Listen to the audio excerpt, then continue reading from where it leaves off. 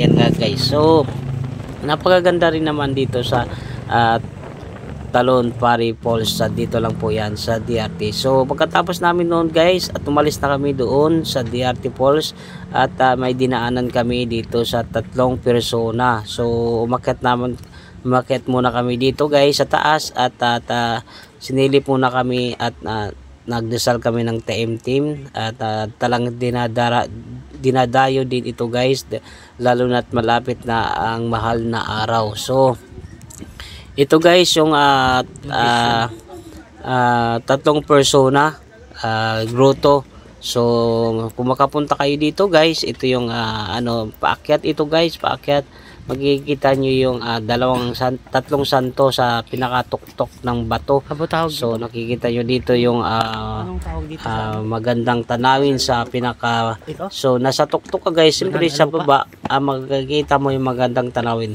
So hindi nga nakisama yung ating drone kaya hindi tayo nakapagpalipad ng ating drone at hindi tayo nakapaglipad ng magandang view sa ating pinuntahan. So ito na nga guys, umakyat na kami dito guys dahil medyo mataas, matarik yung pupunta namin. Medyo nahingal-hingal din kami dito ng konti guys. Siyempre ang dami naman yung mga pinagdaanan, ang dami naming biyahe, ang dami naming talagang pinuntahan at makat pa kami dito guys para masilayan namin yung kagandahan sa baba at makapag-tim-tim kami ng dasal at makikita namin dito yung tatlong persona.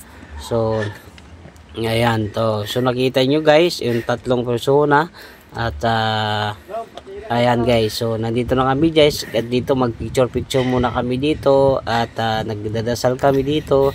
At least nakapunta kami dito sa tatlong persona at nagpapasalamat din kami na ligtas ang aming biyahe, ligtas ang aming pagpunta sa dito sa taas ng Bulacan, sa taas ng DRT Talon Pari Falls. Yun lang talaga ang pupuntahan sana namin. So dahil maraming pang gustong puntahan pa yung aming tropa at umakyat muna kami dito sa DRT Talon Pari Falls. So yan nga guys at update namin dito. So nagtanong ako dito guys kung ano talaga ang kahulugan ng kahulugan ng ating Panginoon na nasa taas. Ano pangalan ito?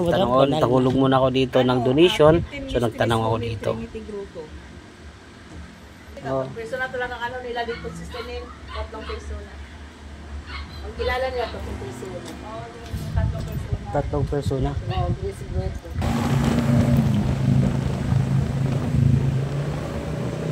So yun nga guys at bumiyahin na naman kami guys at mayroon daw kaming pupuntahan. Ito yung sinasabi nila guys na sikat na mukhang Jessica Soho na yata ito guys at ang tawag nila dito guys ay banal na bundok. Ito guys ay banal na bundok. Yung banal na bundok guys, yung harap noon andito yung pag-akyat mo dito sa taas, ayan guys, akyat mo dito andito yung mga santo. So talagang pagdating ng mahal na araw guys ay dinadayo talaga ito. Banal na bundok. Kanina iba yung pinuntahan namin, ngayon banal na bundok to. So makikita nyo guys yung ano dito. Pare, awak iwakan siya pare. Okay pare. Salda ka pare. Makikita nyo dito guys sa baba yung banal na Jesus. Yung mga puno naging Jesus. Banal na bundok, kaya tinatawag na bundok. Banal na bundok kasi yung bundok nakikita si Jesus.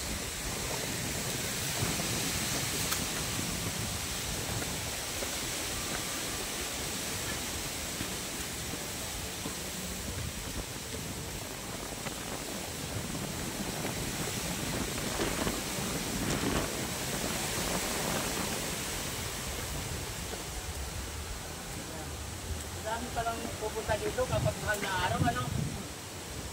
Pag mahal na araw,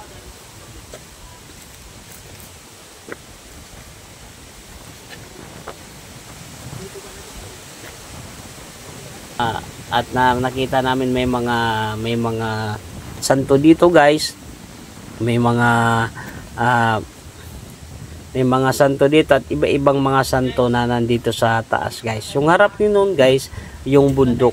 So nakikita nyo dito guys, at magbadadasal muna dito tayo ng taimtim at mayroon tayong dito nga mga kasamahan umakyat din para masilayan yung banal ng bundok dito sa ating Bulacan. So ito yung guys, ito yung pinapakita ko guys. Ayan. Ito yan yung parang ito yung ulo niya, yan nakikita nyo guys. Ayan. At yung katawan niya ay parang nakahiga. So yan nga guys, ang update ko dito sa ating yan kung titingnan nyo guys, ayan, parang nakahiga lang siya guys. So yun ang dinadayod talaga dito, yung ating banal na bundok. Dahil talagang parang nakakamangha, nakaka-amiss yung paggawa ng kalikasan. At siyempre hindi natin makakalimot pagdasal sa Panginoon. At siyempre hindi natin habang nandito tayo sa sinulit na rin natin ang pagpunta dito sa ating banal na bundok dito sa Bulacan, dito sa banal na bundok. So nagdasal muna tayo ng taimtim dito guys. Nagpapasalamat tayo ng sa Panginoon at ligtas tayo bumiyahe at dami naming napuntahan ng mga location na para bihira lang naman na makikita at talagang sinulit na namin. So yan guys, at andito ayan, at nagdadasal muna tayo guys. Ayan, kung makita nyo dito guys, dito si Jesus. Salamat Ama at ligtas kami nakauwi. At salamat sa mga nanonood.